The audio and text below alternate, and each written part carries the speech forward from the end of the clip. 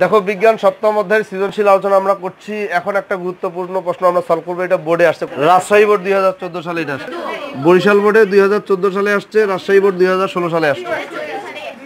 ও দুইটাই 2014 সালে আসছে। আচ্ছা যাই হোক, সমস্যা নেই। তার মানে প্রশ্নটা ইম্পর্টেন্ট অবশ্যই, যেহেতু দুইটা বোর্ডে আসছে। তো এখানে দেখো দুইটা বস্তু এ এবং বি, দুইটা বস্তু, এদের ভর হলো 40 কেজি আর 20 কেজি, দূরত্ব হলো 10 মিটার। এ ও বি এর আকর্ষণ বল এত নিউটন হলে, এই যে এত নিউটন হলে জি এর মান কত, মানে মহাকর্ষীয় ধ্রুবক জি, এটার মানটা বের করতে বলছে। জি মানে কি, মহাকর্ষীয় ধ্রুবক না, এই জি এর মানটা বের করব। তো আমরা জানি এফ সমান জি m1 m2 by D square, এই সূত্রটা প্রথমে আমরা লিখবো। তার আগে কিন্তু আমরা মানগুলো লিখবো। দেওয়া আছে m1 সমান এত, m2 সমান এত, ডি সমান এত, এফ সমান এত। এটা কি আকর্ষণ বল না, এটা কিসের মান, এফ এর মান। আকর্ষণ বলটা কি, এফ, এফ এর মান। এগুলো আমরা লিখবো, লেখার পরে সূত্র লিখবো। লেখার পরে আমাদেরকে কি বের করতে বলছে, জি এর মান বের করতে বলছে, তাই না?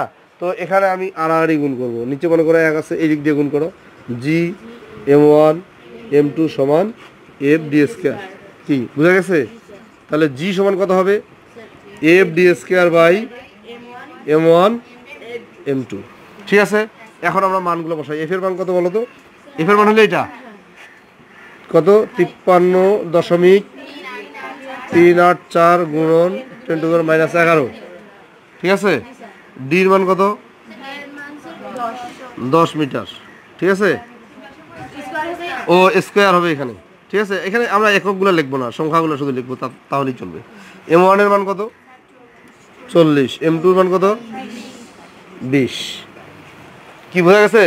আমরা সব মানগুলো বসাইলাম, বসানোর পরে এখন এটা আমরা ক্যালকুলেটরে করব, ক্যালকুলেশন করব। ঠিক আছে, ক্যালকুলেশন করে মানটা আমরা অ্যান্সারটা বসাবো, এবং অ্যান্সারটা আসবে 6.673 10⁻⁻11 এত, এইটা আসবে। ঠিক আছে, তবে এটার একক আছে, কিন্তু সেই এককটা লিখতে হবে newton metre square per kg square, এটা লিখতে হবে।